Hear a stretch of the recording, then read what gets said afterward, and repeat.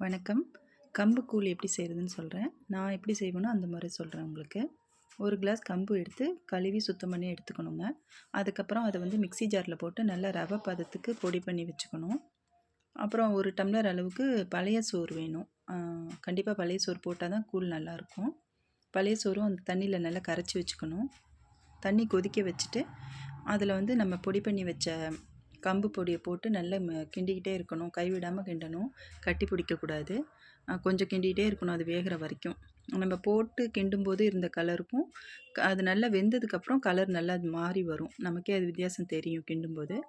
அதுக்கப்புறம் வந்து பழைய சோறு நம்ம கரைச்சி வச்சுருக்கோம் இல்லைங்களா, அதை அதில் போட்டு அதுவும் நல்லா கிண்டணும். கிண்டிட்டு ஒரு 10 நிமிஷம் கழிச்சிட்டு கொஞ்சம் போல் கல் உப்பு போட்டு அடுப்பை ஆஃப் பண்ணிவிட்டு கஞ்சி மூடி வச்சிடணுங்க.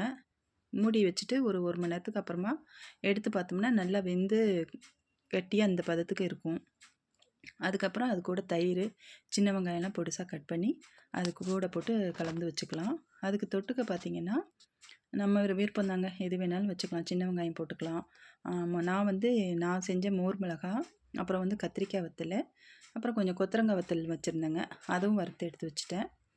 தேவைப்படும் போது சின்ன வெங்காயம் உரிச்சிக்கலான்னு சொல்லிவிட்டு இதை மட்டும் வறுத்து ரெடியாக எடுத்து வச்சுட்டேன்.